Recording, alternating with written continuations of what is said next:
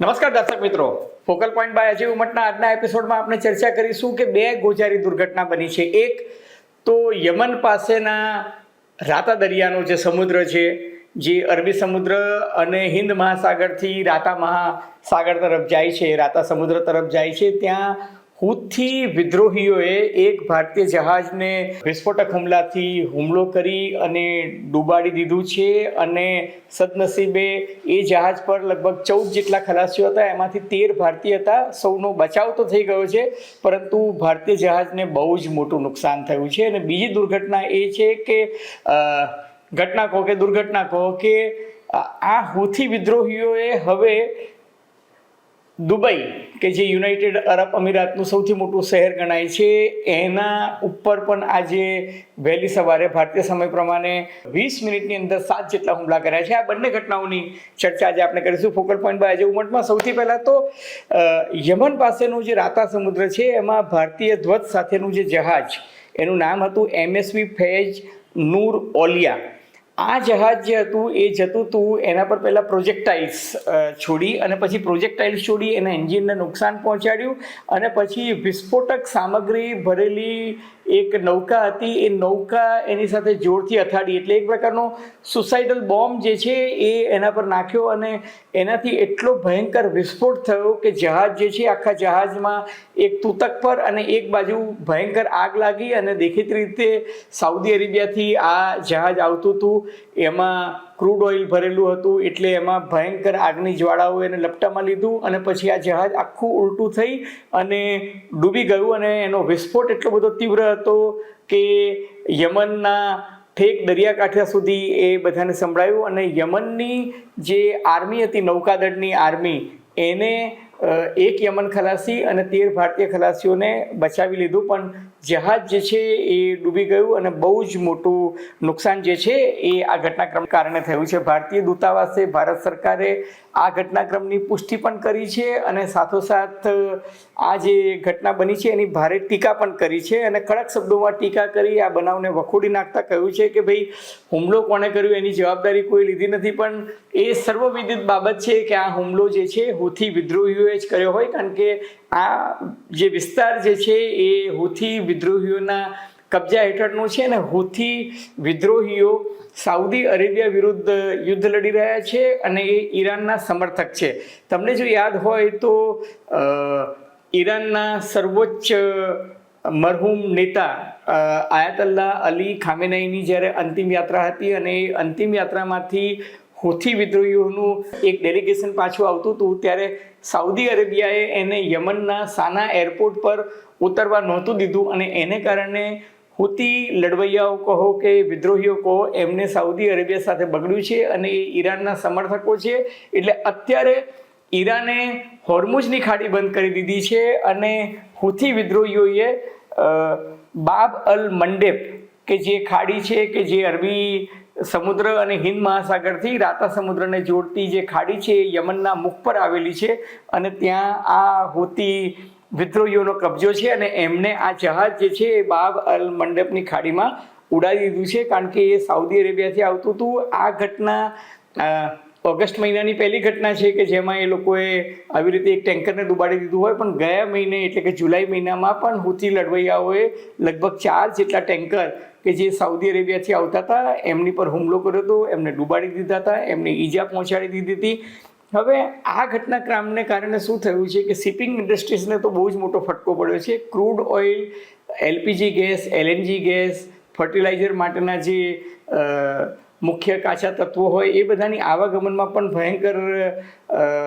અસર થઈ છે. એટલું જ નહીં, શિપિંગ ઇન્ડસ્ટ્રીઝનું જે ઇન્સ્યોરન્સ છે, એના લોજિસ્ટિક છે, એના વેસલ્સની અવેલેબિલિટી, ટેન્કરની અવેલેબિલિટી જે છે એ ઘટી ગઈ છે. મોટેભાગની શિપિંગ કંપનીઓ હવે ઈરાન, સાઉદી અરેબિયા, યમન કે ઇઝરાયલ તરફ જતા ડરે છે અને એ લોકો મોટેભાગે લાંબા અંતરથી જવાનું વધારે પસંદ કરે છે, કારણ કે આ એટલો ટૂંકો જળમાર્ગ છે અને એને કારણે એશિયામાંથી યુરોપ જવાનું આ મુખદ્વાર છે.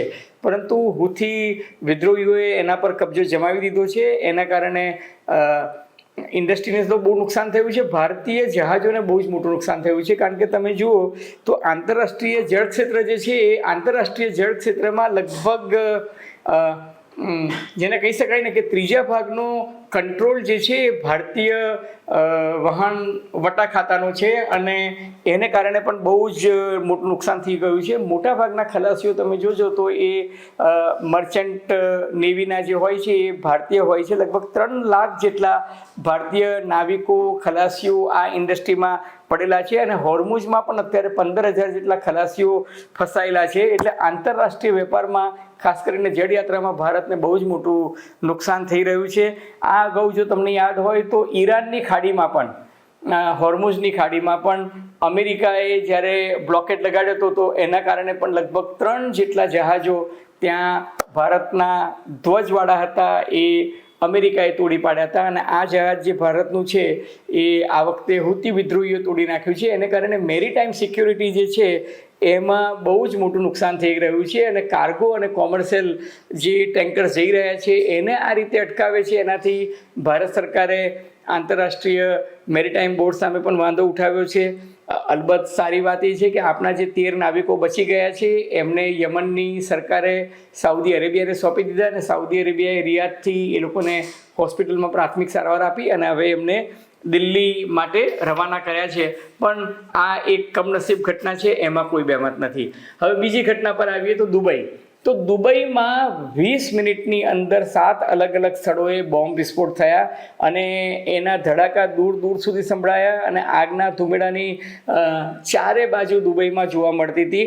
ખાસ કરીને તમે જુઓ કે દુબઈ સિટી સેન્ટર છે એનાથી લગભગ 25 માઇલ દૂર સાઉથ વેસ્ટમાં એટલે કે દક્ષિણ પશ્ચિમમાં જેબેલ અલી ઇન્ડસ્ટ્રીયલ ઝોન જે છે એ અને દુબઈ પોર્ટ આ બે જગ્યાએ લગભગ 7 જેટલા બોમ્બ બ્લાસ્ટ થયા છે અને એને કારણે દુબઈ પોર્ટ પાસે જે એક વેરહાઉસ હતું એ વેરહાઉસમાં ફ્યુઅલ સ્ટોરેજ હતું એટલે કે ક્રૂડ ઓઇલ છે, પેટ્રોલિયમ પ્રોડક્ટ છે, એ ફ્યુઅલ સ્ટોરેજમાં આગ લાગી અને એ આગની લપટો જે છે એ એટલે દૂર દૂર સુધી જોવા મળી. અને અલબત્ત આ હુમલાની જવાબદારી કોઈએ લીધી નથી પરંતુ આ કારસ્તાન પણ હુથી વિદ્રોહીઓનું હોય એવું જાણવા મળે છે. કારણ કે જે મિસાઇલ વપરાય છે એ મિસાઇલ મોટે ભાગે હુતી વિદ્રોહીઓ વાપરે છે ને મિસાઇલ દ્વારા હુમલા થયા હતા.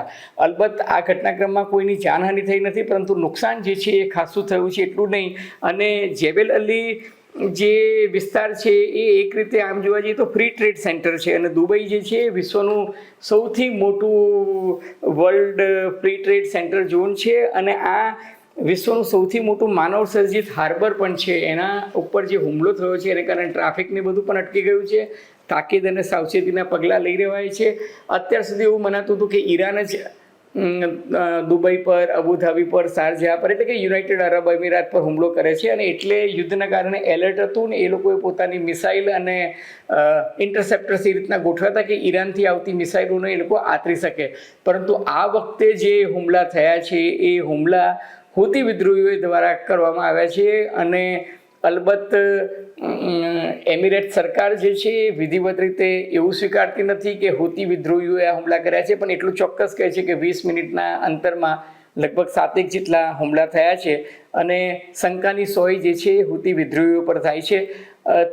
ઈરાન સાથેના યુદ્ધમાં ક્યારેક દુબઈના સત્તાવાળાઓ વિડીયો ફૂટેજ રિલીઝ કરતા હતા. ઈરાન તો હંમેશા વિડીયો ફૂટેજ રિલીઝ કરે છે, પણ આ ઘટનાક્રમ બાદ દુબઈના સત્તાવાળાઓએ કોઈ વિડીયો ફૂટેજ રિલીઝ કર્યા નથી, ત્યાંનું મીડિયા પણ કરતું નથી. પરંતુ 2 વ્યક્તિઓ જે ફૂટેજ લેવાની કોશિશ કરતા હતા એમને એમિરેટ સરકારના પોલીસ ડિપાર્ટમેન્ટે એમની ધરપકડ કરી છે.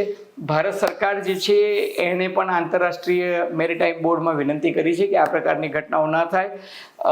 અમેરિકાએ એવું કહ્યું છે કે અમે હોર્મુઝની ખાડી ખોલવા માટે ઓમાન સાથે મંત્રણા કરી રહ્યા છે. ઈરાન પણ ઓમાન સાથે મંત્રણા કરે છે, પણ ખાડી ખરેખર ખુલશે કારણ કે હવે કટોકટી તરફ જઈ રહ્યો છે મામલો. હોર્મુઝ પણ બંધ હતી અને હવે હુથી લડવૈયાઓ જે છે એ ભારે ઉન્માદી બન્યા છે અને બાબ અલ મંડેબ પણ બંધ કરી દીધી છે અને હવે એ લોકો હુમલાઓ કરી રહ્યા છે. આપણે આશા રાખીએ કે શાંતિ સ્થપાય, મંત્રણા આગળ વધે, સમજૂતી થાય, યુદ્ધ વિરામ થાય. અલબત્ત આગે દેખો હોતા હે ક્યાં. મિત્રો, તમને ફોકલ પોઈન્ટ બાય જેવું મતનો આ એપિસોડ નવ ગુજરાત સમય ને અમદાવાદ મિરરના સથવારે ગમે તો એને લાઇક કરજો, શેર કરજો, સબસ્ક્રાઈબ કરજો. સબસ્ક્રિપ્શનનું બટન ન દાબ્યું હોય તો મહેરબાની કરીને દાબી દેજો. ધન્યવાદ, ખૂબ ખૂબ આભાર.